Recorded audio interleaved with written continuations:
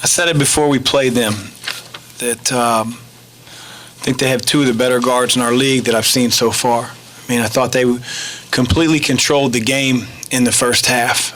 And, Alvarado and DeVoe, who we didn't face Alvarado a year ago, those two guys completely got wherever they wanted to in the first half. And, once you offer that little of resistance to start the game, why wouldn't your confidence grow? Not that those guys need any more confidence for Georgia Tech, but why wouldn't your confidence grow when you're getting anywhere you want? And I thought it opened up driving lanes for other players, guys like Jordan Usher, Moses Wright. I thought those guys were really playing well off of a really, really good tandem. And our defensive energy was completely different in the second half. And you're going to ask me why, and I'm going to say I have no idea.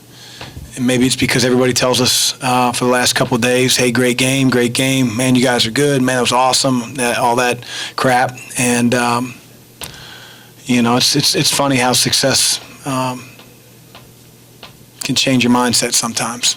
And, at some point, I got to get some older guys resembling being older. And I say that with all due respect. I know that Georgia Tech has lost some close ones. They've been in every game. Had a ton of respect for their talent level, the stuff they run, the way they try to keep you off balance, going man to zone. They've been in every game. They've won 3 road games out of 4. 3 out of 5 now, but we escaped by the skin of our teeth, and I think Georgia Tech had a lot to do with that. As a coach, have you been in a situation like this before, where, as you mentioned, you don't know why the effort was different in the second half? I'd like to think that our kids, really care about winning, and we have a lot of pride, but it shouldn't take a deficit to figure that out. It shouldn't. I told our kids before the game, I have no idea what type of fight Georgia Tech's going to bring to the table. Maybe they mail it in. Maybe they come out and play the best game of the year. Maybe it's somewhere in between. But, what's our fight going to look like?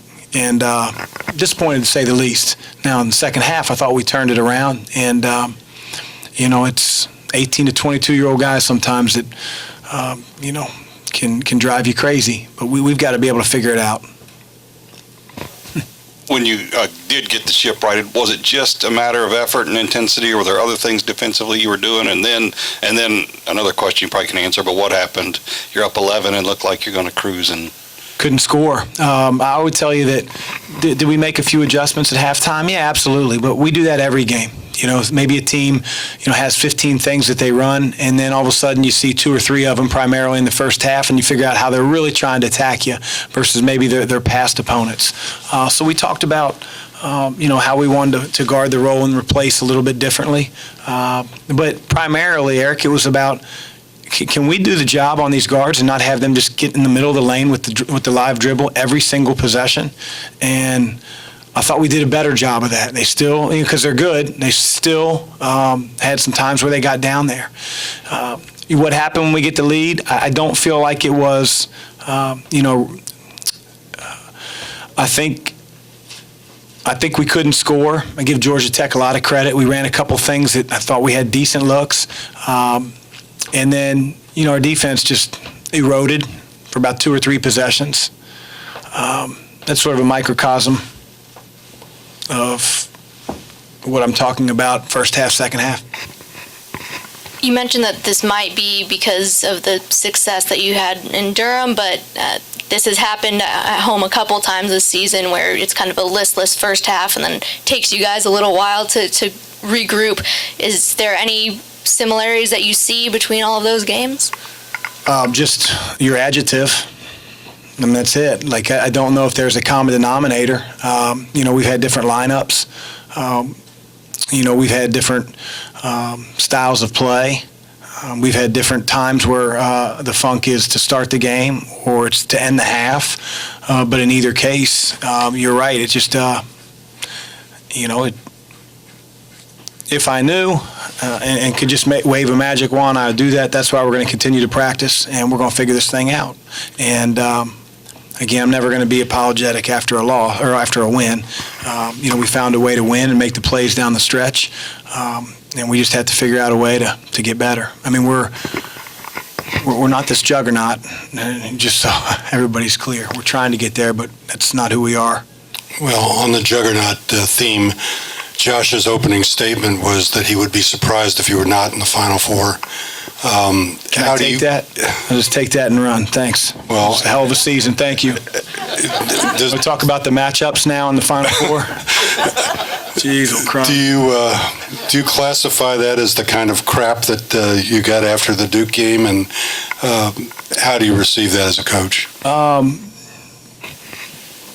Josh is, he's a really good dude. He gives credit to teams and coaches. I've played against him before. He gives credit to other teams and coaches when he wins and when he loses. He's gracious. He understands that we all go through, ups and downs with our team. And, he doesn't get up here and just talk about, what his team didn't do. Both teams have scholarships, and so I got a lot of respect, and I really appreciate whatever the heck he said, because I know he's a genuinely good guy. So, having said that, I don't buy any of this stuff. Can you talk a little bit about Malik's play in the last 7 minutes? Had a lot of big plays, both scoring on the boards, everything. Yeah, he's just. I feel like a broken record. He's one of the best defensive players in the league. He made some big plays offensively. Made some big free throws, really big free throws. Defensively, his greatest attribute is his mind. He sees things develop. He certainly has great versatility. I could put him on a guard. We were switching ball screens at the end. They just didn't happen to use any. So he was never on Alvarado or DeVoe, but I think he would have done the job. So his versatility and his mind and his length and his toughness and desire just make him a terrific defender. And if we didn't have him, we wouldn't be a very good defensive team, or at least as good as we are. Chris, 14 of 23 from the line, but in the final minute, Malik did hit, I think, 5 big ones there in about the last minute or so. Yeah, you want to be that team that goes 100%, but I think our team has been there now in key moments where we need to try to make it a 2-possession game or seal a game with free throws, and we're trying to go up there and concentrate. And obviously Malik made a couple big ones at Cameron, and made some big ones tonight. So really happy for him. A guy like that deserves it. It seems like when teams go zone against you guys, it doesn't last very long. Josh talked about that a little bit. What do you credit that to? Is that something you guys just prepare to see, or do you just have a team that's naturally pretty good at executing against that? We have some guys that can really shoot, so it stretches the zone in ways that maybe zones don't get stretched often enough. We try to put Ryan out there. They went to it to start the game, but I thought our guys, recognized what we talked about, leading up for a couple days, like the soft spots in Georgia Tech zone are a lot different than the soft spots in other, standard 2-3 zones, if you will. And our guys found those spots, and we did a really good job in converting on a few of the open looks that we got, and so that probably gave him an eerie feeling to continue to stay in it. Darius kind of got more run tonight, got a little more run tonight than he got on the road those past 3 games. What was the difference for him tonight?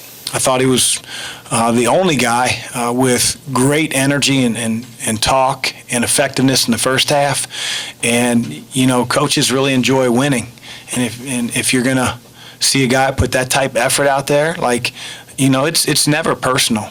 If a guy plays 10, 12 minutes, it's because he wasn't as good as the other guys that played the 28 minutes. But tonight, Darius was our best defender, and he was doing a terrific job on either Alvarado or DeVoe, whoever he was assigned to. And offensively, he was making the right decisions. So he's going to play then. It's just how it works.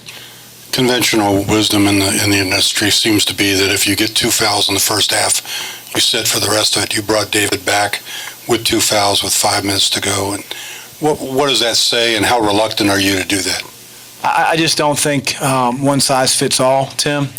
I look at it like, okay, David has 2 fouls with 5 minutes to go. We're going to sit him the whole half. He hasn't picked up his third, obviously. if he does, let's say worst case scenario, he picks his third, I'm going to take him out.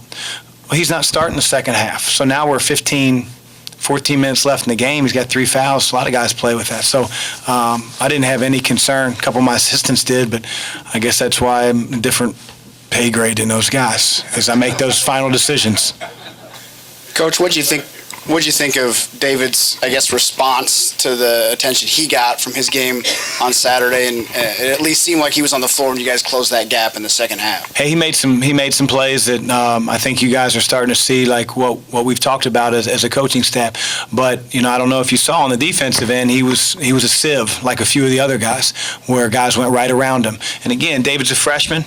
He's going up against sophomore and junior and guys that really can handle the ball and get to spots, and they've had ACC defenders on them. So those are those moments that David has to learn from and gain experience in. I thought Darius and Fresh in the second half were better on-ball defenders than David was. And David's going to come a long way and become a really good on-the-ball defender, but, he's going to have moments where he can't keep a guy in front of him. And I can't afford to keep anybody on the floor if they continue to get blown by. So take the good with the bad, because there's a lot of good, and we've talked about that. So it's just part of him maturing and getting better and getting more experience.